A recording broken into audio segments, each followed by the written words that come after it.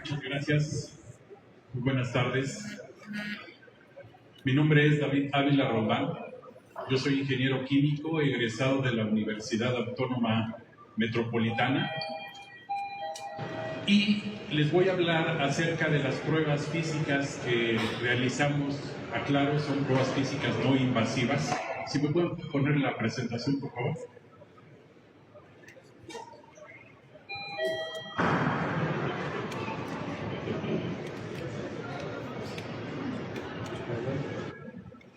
El objetivo de todas estas pruebas es identificar bajo qué tecnología fue fabricada esta esfera.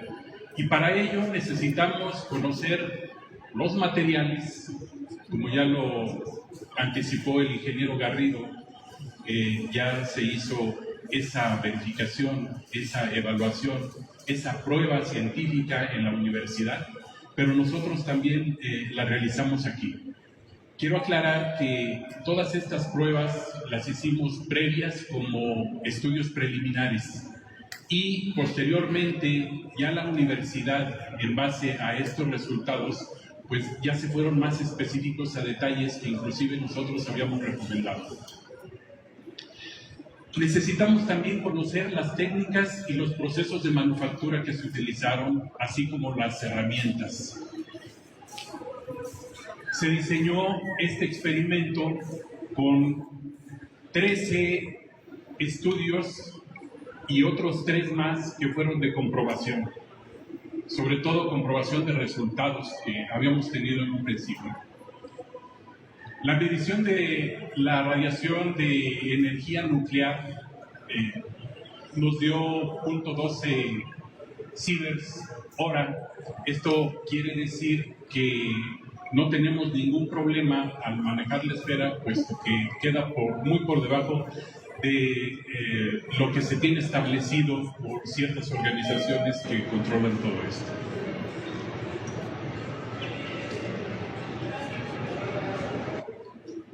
También medimos la intensidad de campo eléctrico. La medida fue 0 volts metro. Medimos también la intensidad de flujo magnético y la medida también que obtuvimos en esa prueba fue de 0.0 microteslas, es decir, no emite energía electromagnética esta esfera. Hicimos un análisis preliminar de apariencia, sobre todo porque es necesario evaluar cómo se encuentra. Si estamos buscando saber cómo se hizo, pues evaluamos la apariencia. Encontramos que hay una porosidad muy severa en lo que se conoce como el hemisferio norte y una porosidad normal en el hemisferio sur, pero también nos dimos cuenta que había una línea o una posible línea de división entre ambos hemisferios que se encuentra en el ecuador, solamente con una pequeña inclinación, es decir, no está completamente al centro de la esfera. Esto nos dio a pensar que, como corresponde a las características del proceso de fundición en arena húmeda, sobre todo por esa porosidad que vimos, consideramos que era ese el proceso por el cual se había fabricado. Notamos que en la parte del ecuador hay unos puntos y confirmamos que no eran puntos metálicos. Ahí dimos una sugerencia para seguir detenidamente esos estudios y observamos que pues era algo muy relevante, porque podría ser o podríamos tener la presencia de un polímero que posteriormente ya se confirmó. Todos los símbolos y la escritura que tiene la esfera corresponden a algo que se hizo a mano, es decir, hubo un trazo previo para dibujar lo que ahí estaban, digamos, queriendo dar como significado, que todavía aún esa parte es algo que se tiene que estudiar.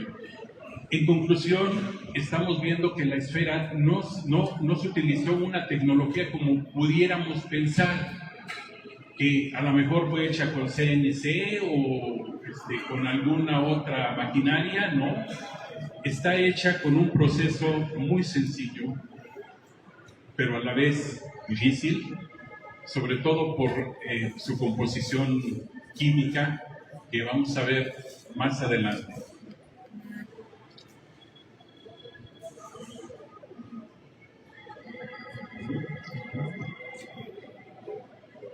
Aquí está lo que les mencionaba. Esto que ya vimos. Y la composición química es muy importante. Es aquí donde hay una presencia de silicio. El contenido de silicio es muy elevado.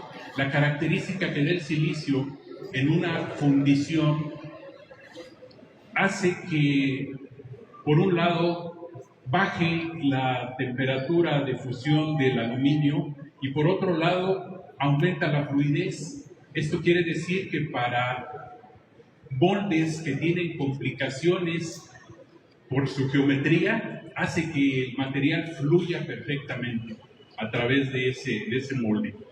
Sin embargo, no es la única característica. Ya como pieza terminada, le da una protección térmica e inclusive le ayuda a manejar lo que es el arco eléctrico.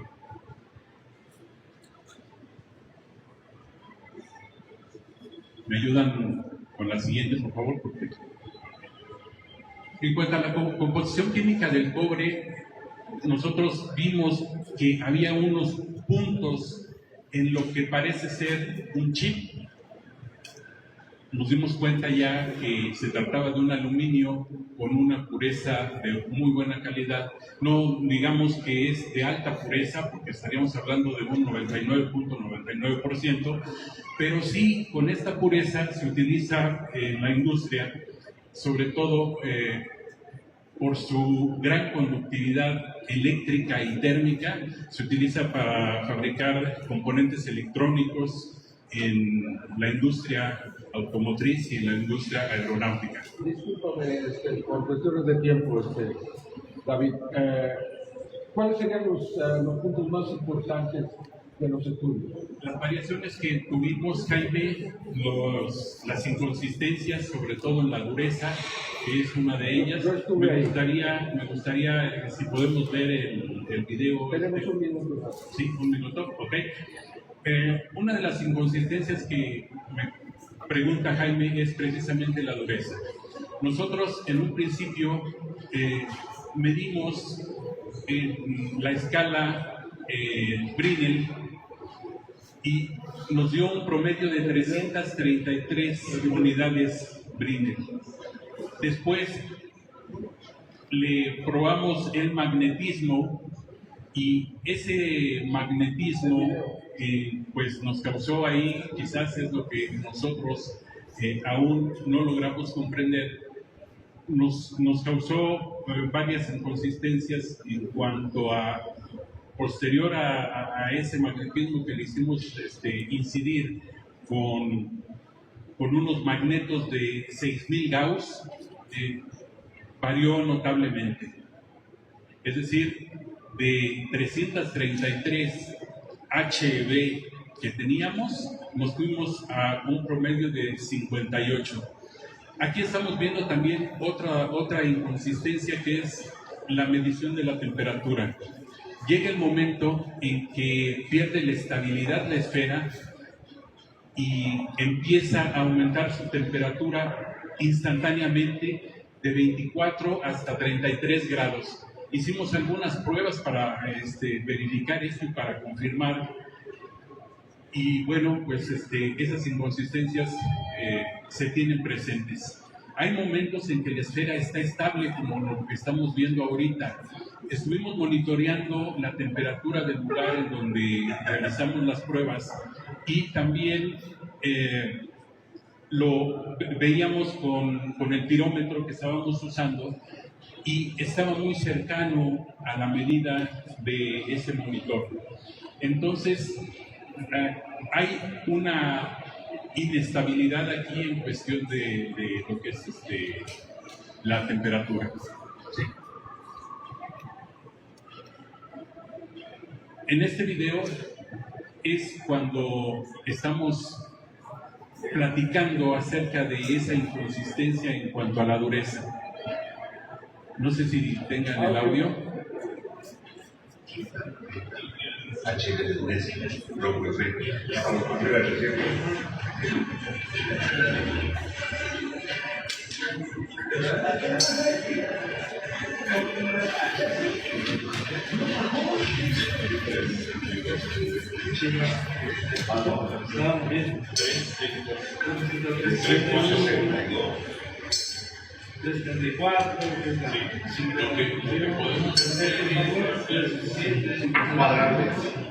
congruencia dentro de esa lectura que yo tengo acá.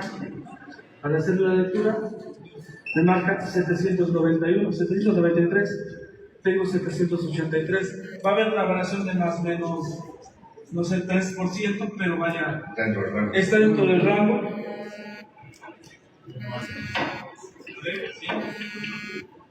O sea, marcaron una dureza extrema, luego se realizó este análisis para ver la cuestión del hierro y después de aplicarle los magnetos, nunca volvió a presentar la misma dureza.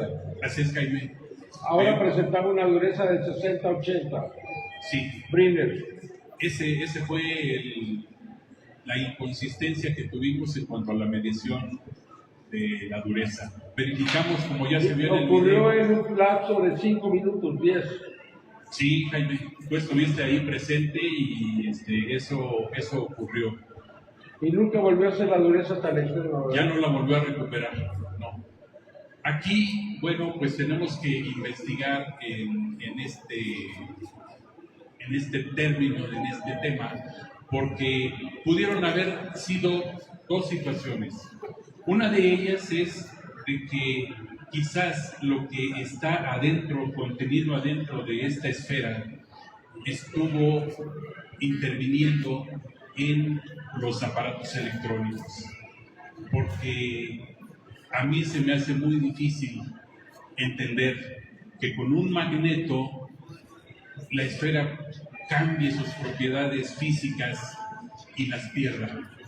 Entonces, ahí hay dos caminos que debemos seguir. Consideramos que también ganó peso de 2 kilos a 10 kilos y en este caso, después de los magnetos, bajó su aparente dureza. Quiere decir que lo que está dentro, pues de alguna manera puede modificar la estructura de la esfera, lo cual la hace pues casi como si fuera viva. Sí, solamente que todo esto lo tendríamos que ir comprobando paso a paso. Evidentemente, ahí adentro de la esfera hay materiales de diferente densidad. Por ejemplo, evaluamos la densidad y nos dio una densidad de 0.84 gramos por centímetro cúbico. Y si tomamos como referencia la densidad del aluminio es 2.7 gramos por centímetro cúbico. Esto quiere decir que esta esfera, si fuera hecha de puro aluminio, debería de pesar alrededor de 32 y fracción de kilogramos. Nos ayudó mucho, Jaime, los estudios que mandaste a hacer de rayos X y la tomografía, porque ahí se ve y se observa claramente a 3 elementos con diferente densidad.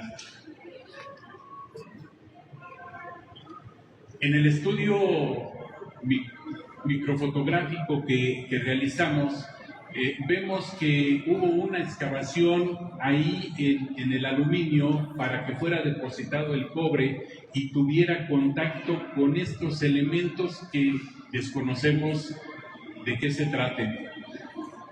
En la parte inferior vemos un patrón de percusión que se tiene en las lunas, únicamente en las lunas, no en los triángulos. Encontramos ese patrón. Los grabados los hicieron con herramientas manuales de carburo de silicio. Y en donde están los posibles puntos, Jaime, esto fue muy importante porque fue trascendental. Nosotros dijimos, Jaime, es muy posible que aquí tengamos un polímero, y en el estudio microfotográfico que hicimos nos muestra que inclusive están protegidos con una capa de un material que tampoco hasta ahorita hemos determinado. Muchas gracias, David. Y que finalmente sería la fibra óptica. Efectivamente, fue el camino que nos dio esa visión de que ahí había algo importante, ¿sí? Y gracias a ello se profundizó en el estudio y se encontró la fibra óptica. Muchas gracias.